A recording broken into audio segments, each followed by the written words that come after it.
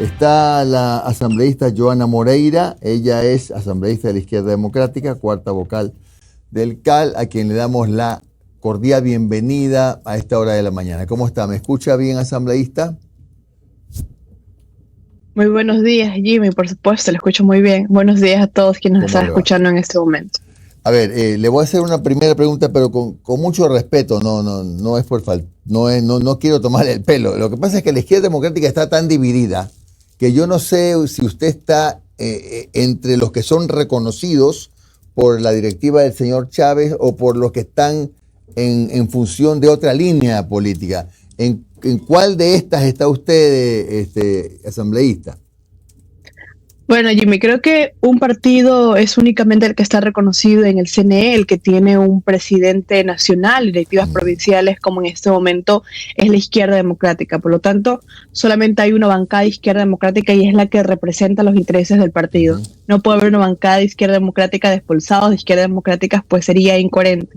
Lo que hay es una bancada de Izquierda Democrática que seguimos los lineamientos de esta organización política y la bancada saquicelista, que es la que trata de sostener Saquicela con ese sueño eterno que tiene de en mayo convertirse nuevamente en presidente de la Asamblea Nacional, esta vez sí por elección de los asambleístas. Ya, ahora, ¿y cuántos de la Izquierda Democrática están ya fuera de la línea partidista, digamos así? ¿Cuántos Bueno, en este asambleístas? momento existen 3 asambleístas que fueron expulsados por la Izquierda Democrática.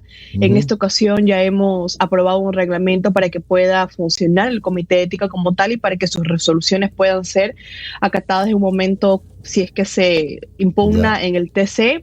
Por lo ya, tanto, hay me parece que son 5 o 6 asambleístas más en el cual el partido como tal, a través de sus presidentes, están analizando sus acciones para ya, seguir en su momento si se cree pertinente un proceso de expulsión. ya. Ahora, entonces, el partido, con sus asambleístas reconocidos, ¿qué posición va a tener en el juicio político al presidente de la República?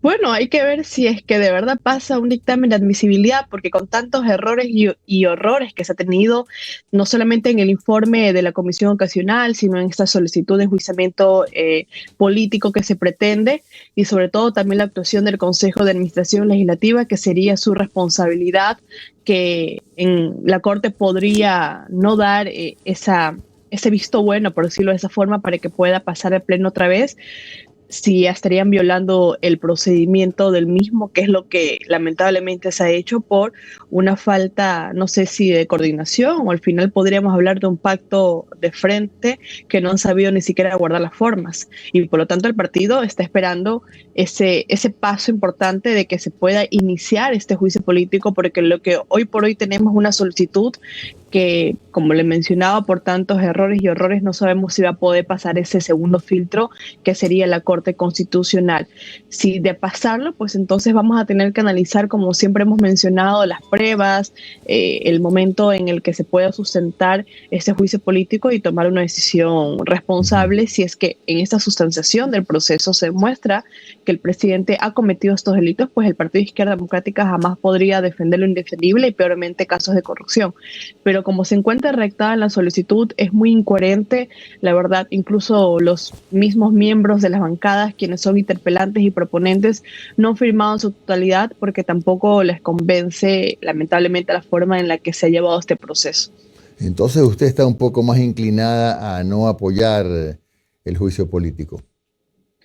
Les digo la verdad, si es que pasa como está actualmente, ni siquiera los mismos miembros de la bancada que son interpelantes y proponentes van a dar el voto, y lo han dicho en conversaciones que hemos tenido dentro de la Asamblea Nacional. Por eso ni siquiera sus firmas constan en las firmas que ha recogido esta solicitud de enjuiciamiento político, porque se dan cuenta lamentablemente de la forma en la que se ha llevado y al parecer han escogido los peores asambleístas, y lo digo con las pruebas en las que hemos podido evidenciar cómo se ha redactado esta solicitud, cómo se ha conformado esta comisión ocasional para poder llevar un proceso tan importante. Y es que no se trata de una demanda de alimentos, no sé, de un recién graduado de la Escuela de Derecho, y con el respeto que se merecen los recién graduados, porque creo que salen mejores formados que los asambleístas que hoy por hoy tenemos que dicen ser abogados, redactar un proceso tan importante. Entonces no podemos decir, no, es que la Corte tiene que subsanar, no, es que la Corte solo revisa de forma. Entonces, solo porque revisa de forma, tenemos que nosotros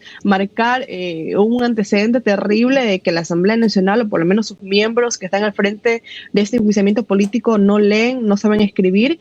Ese de verdad es lo que indigna y le ha indignado también a los asambleístas, miembros de esa bancada que ni siquiera han puesto su firma, y de seguir las cosas como están, dudo que tengan ni siquiera esos votos para poder destituir al presidente. Otra cosa es que puedan escuchar, que puedan también realizar un correcto enjuiciamiento político, que puedan de verdad recoger las pruebas, porque si usted ve, en realidad no hay elementos en ese enjuiciamiento político. No sé si porque les faltó la parte de la investigación o porque simplemente no lo pusieron ahí porque quieren que se caiga esa solicitud. Y obviamente con los antecedentes que hemos visto y que los medios de comunicación y la ciudadanía en general conoce, dudo mucho que este proceso se lleve a cabo con el éxito que corresponde. Aun cuando sabemos que el juicio no es penal, sino político. Las acusaciones por supuesto, es que no es penal porque es otra institución totalmente separada. Pero si yo estoy activando un mecanismo en la Constitución que me establece, por ejemplo, y eso lo va a poner dos escenarios clarísimos. En el uno, en el que manifiestan, por ejemplo, que se puede llevar enjuiciamiento político al presidente por 3 causales que están en el artículo 129 de la Constitución, y se establece que el causal 2 es cuando se haya cometido cohecho, peculado. Yo sé que no necesito una sentencia ejecutoriada, pero por lo menos necesito los elementos en los que puede decir, ok, el presidente realizó su acción que se encuadra en lo que establece el cohecho, el peculado, el enriquecimiento, la concusión, el enriquecimiento ilícito. No necesito una sentencia, no necesito la rigurosidad de un sistema penal, por ejemplo, un peritaje, todos los mecanismos que se activan, pero mínimo necesito las pruebas para decir, ok, de esto, claramente puedes tú deducir que el presidente ha cometido este delito que está aquí. Y eso es en el primer escenario. Ahora, cuando no encuentran los elementos o cuando en la misma solicitud de enjuiciamiento político ellos establecen que esto no busca, que esos elementos no buscan encuadrarse en el artículo número 129, en el artículo 129, numeral 2, lo que busca es que podamos decir que entonces no hay claridad. Ellos mismos se contradicen. ¿Y por qué le pongo ese escenario? Y le decía que el segundo. Porque si el presidente, por ejemplo, busca activar la muerte cruzada, lo que decían es que no existen los elementos y se quiere pasar por encima de la Constitución.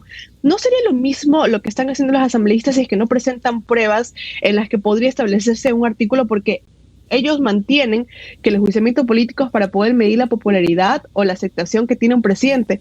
Para eso no es un juicio político. Para el juicio político tiene 3 causales clarísimas, como la muerte cruzada por parte del presidente, que puede activarla. También tiene causales específicas. Ambas no deberían guardar por lo menos lo que establece la ley para decir que sí se está activando de forma correcta, más allá de que es un mecanismo constitucional. Si yo busco alterarlo, la verdad pierde sentido. Pero creo que los elementos hay que buscarlos, hay que encuadrarlos, hay que sustentarlos para que podamos decir que estamos actuando de la forma en la que quisiéramos que el presidente pueda actuar en el momento de que quisiera activar la muerte cruzada. Asambleísta, buen día. Omar Jaén le saluda. ¿Cómo está? Muchísimas gracias por su tiempo. ¿Qué tal? ¿Cómo está, Omar? Asambleísta, una consulta. Indistintamente el informe, indistintamente el pedido de juicio político, usted es alguien que está en el CAL, usted revisa, usted está en la Comisión de Justicia, está en todo. ¿Usted cree que Guillermo Lasso tiene algún tipo de responsabilidad, ya sea por el caso León de Troya que presentó la policía, o el caso del Gran Padrino que presentó la Posta, o realmente el presidente es inmaculado y no tiene nada que ver en ese tema? Bueno, nosotros analizando los elementos que hemos podido revisar, lo que se podría encuadrar, y lo hablo ya desde el derecho, en las actuaciones y obviamente de tener las pruebas necesarias, sería para una omisión del deber de denunciar que tenemos todos los ciudadanos cuando conocemos de la comisión de un delito. ¿Y por qué lo hablo de esa forma? Porque el mismo Código Orgánico Integral Penal establece que solamente van a poderse realizar delitos por omisión aquellos que se encuentran en los bienes jurídicos que protegen la vida, la integridad, la salud y se me escapa uno específicamente ahora, pero son 4 bienes jurídicos en los únicos que cabe, por ejemplo, acción por omisión, que es lo que se le está imputando al presidente. En los bienes jurídicos, por ejemplo, como la buena administración de los recursos públicos, que justamente los que se protegen los delitos contra la administración pública, como es concusión, peculado, enriquecimiento ilícito, no cabe la omisión, solamente la acción. Por eso nosotros hablábamos en un momento, por ejemplo, en la teoría del delito que puede ser por ese deber de cuidar, ese deber objetivo que tiene, por ejemplo, una persona que se encuentra en un cargo jerárquico alto, en este momento podría ser el presidente, pero no se puede hablar de omisión. Por eso cuando salen los asambleístas y los jefes de bancadas a hablar de comisión por omisión, obviamente no podemos estar de acuerdo porque el mismo Código Orgánico Integral Penal no permite que en esos tipos de delitos se pueda hablar de omisión. Ahí va el tema cuando nosotros hablábamos, ok, podríamos buscar la forma o el delito, y el delito podría encuadrarse en un delito de omisión del deber de denunciar. Pero claramente entonces, ese no se encuentra en el 129 que permite una solicitud de enjuiciamiento político, y eso es lo peligroso cuando se sabe, por ejemplo, que se puede encuadrar un delito y buscamos encuadrarle en lo que específicamente nosotros hemos redactado en la última hoja. ¿Es políticamente correcto? Creo que es debatible, pero en los argumentos como tal es lo que nosotros nos corresponde. Y en el tema del león de Troya me gustaría, Omar, especificarle algo. Nosotros, como ya se sabe, iniciamos el tema del Gran Padrino, nos la quitaron a través de una comisión, pero ahora nosotros tenemos el informe del León de Troya, el cual tenía carácter reservado, alguna información. Lo que queremos hacer ahora nosotros es una investigación responsable, pero lamentablemente los asambleístas del correísmo no nos han dado quórum ya por 2 ocasiones en la Comisión de Justicia para poder nosotros trabajar en un informe en el que podemos decir, ok, existe esta prueba, existen estos responsables, esta es la verdad que merece el país. Pero ¿por qué los asambleístas del correísmo no nos quieren dar quórum justamente para poder llevar a cabo esta investigación y poder decirle a ustedes con certeza propia que si el presidente ha cometido estos delitos, lo ha hecho bajo estos argumentos, y si existen otras personas responsables como funcionarios también públicos, existen estas pruebas, de la forma en la que se deben hacer las cosas. Pero lamentablemente no nos dan quórum y no podemos sesionar. Perfecto. Ahora alguien podría decir, el 233 de la Constitución es clara, que ningún servidor público puede estar exento ni de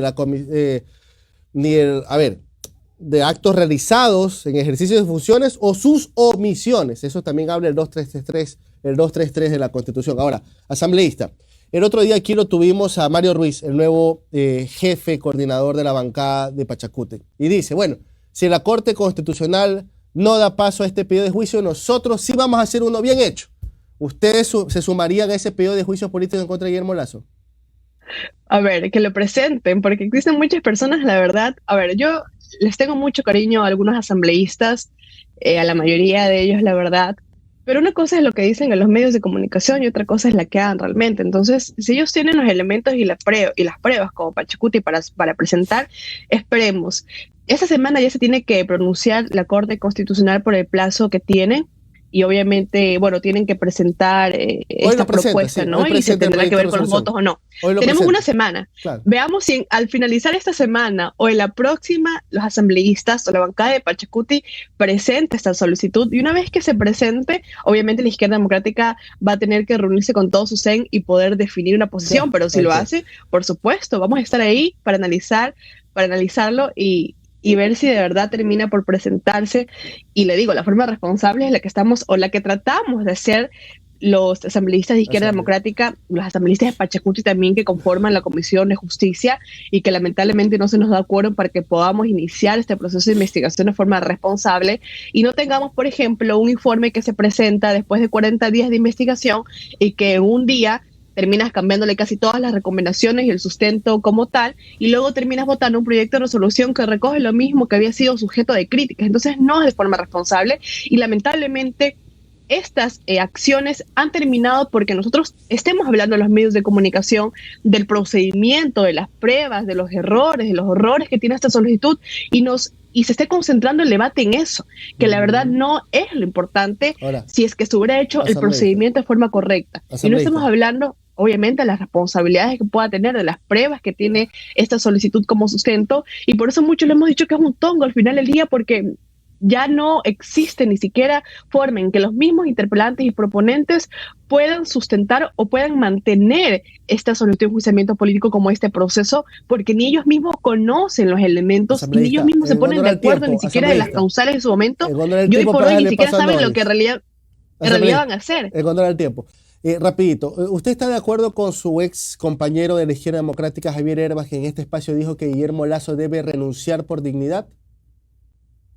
Yo creo que ambos deberíamos renunciar por dignidad, la Asamblea Nacional como este gobierno. Creo que ambos deberían irse a la casa, deberíamos devolverle el poder al ciudadano que tiene, ese poder tan importante que lo ejerce a través de un voto, de poder elegir a quienes lo gobiernan.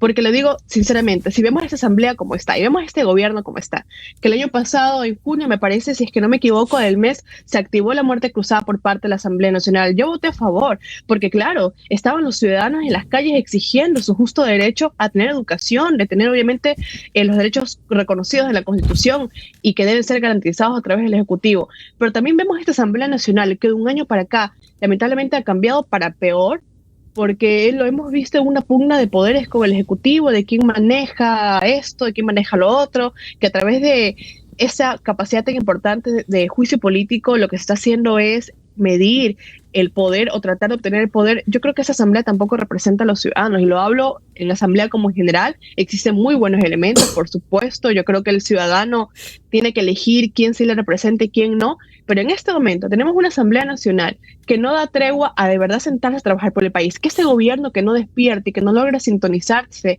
con las necesidades de las grandes mayorías, no de los grupos económicos ni las pequeñas élites, con las grandes mayorías. Creo que el único que debe tener el poder en este momento es el ciudadano a través del voto popular, y para mí ambos deberían irse a la casa. Decir esto, debía renunciar, nadie lo va a hacer, pero lo que sí podrían es pensarse en los mecanismos adecuados, que si no se activa o que si no da paso a la Corte Constitucional, pensar en una muerte cruzada, ya sea que la llame la Asamblea, que lamentablemente para mí desgastaron su oportunidad que la tenía, que la pueda llamar el gobierno como tal, y creo que al final lo va a terminar haciendo si es que se sigue con esta pugna y la que se ve que lamentablemente no existe esa voluntad necesaria para poder concentrarse en el país. Saluda. ¿Y qué usted como abogada, ciudadana y representante de los ecuatorianos? Te escucha bien bajito, ¿podríamos? Hola, ahí. Ok, ahora sí, gracias, muy amable. Usted como asambleísta, ciudadano, sobre todo representante de quienes eligieron que usted esté ahí en esa curul, ¿qué hacer? Acabo de escucharla que dice se deben ir a la casa todos, sí, pero eso no es tan viable, por lo menos no es tan rápido. El desempleo, la ola migratoria está brutal, nos están matando, educación.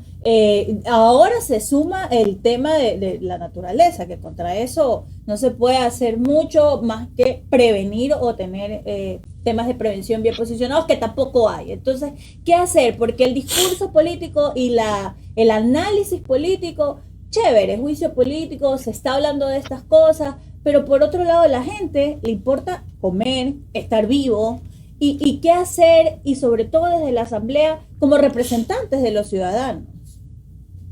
Nosotros tenemos dos funciones clarísimas, que es la de fiscalizar y la de legislar. Hemos hecho leyes importantes, hemos presentado leyes importantes al Parlamento, por lo menos enfocadas al plan de trabajo que yo llevé para ser candidata y que está en el CNE, y son los proyectos los cuales hemos presentado. Aparte que estamos haciendo temas de fiscalización. Por ejemplo, hoy en la provincia del Oro tenemos esta mesa por la seguridad de la provincia, que la hemos activado con los 5 asambleístas de la provincia del Oro. La Comisión de Soberanía va a sesionar ahora en sitio. Tenemos justamente a las 9:30, me parece que es la reunión, y vamos a hablar con las personas encargadas de llevar o de ejecutar, por ejemplo, las leyes que hemos ya aprobado en la Asamblea Nacional, exigir ese cumplimiento, esa ejecución en el territorio, y seguimos trabajando como siguen avanzando los días en temas, por ejemplo, puntuales. De igual manera estuvimos en el tema en que lamentablemente golpeó tan fuerte a la provincia del Oro, específicamente Puerto Bolívar, Machala, Pasaje, trabajando con riesgos, con MIES.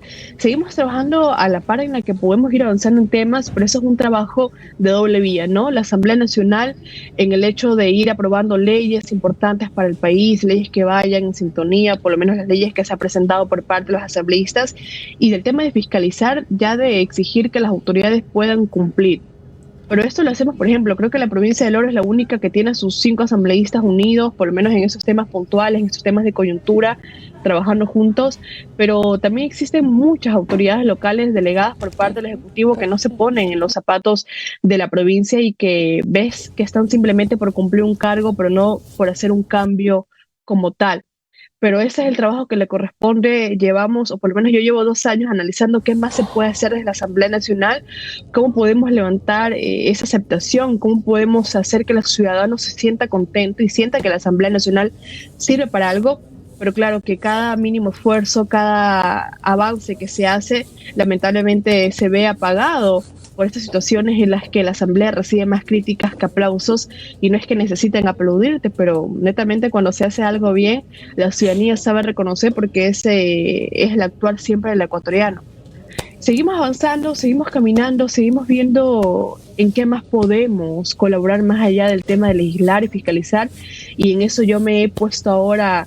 Creo que del lado del ciudadano estoy trabajando con las autoridades electas para poder trabajar en una hoja de ruta en que permita que las autoridades electas tengan un puente directo con las autoridades de Quito, que lamentablemente creo que es lo que ha faltado mucho y existe mucho abandono por la provincia del Oro, en el que no tenemos ni vías, no tenemos esa oportunidad de ser escuchados, a pesar de ser una provincia muy importante, y en eso estoy trabajando con las autoridades. No importa que en redes sociales pongan que ya tenemos tal ministerio por habernos reunido con un ministro, creo que los alcaldes en su momento sabrán aprovechar esas coyunturas, esas oportunidades de tener conversaciones reales y presentar proyectos en Quito a los representantes de estos ministerios y poder también hacer obras importantes para la provincia, y creo que es ese plus que quiero darle por lo menos a mi gestión, y vamos viendo qué formas más podemos colaborar más allá de las establecidas en la Constitución y que obviamente puedan ser legales.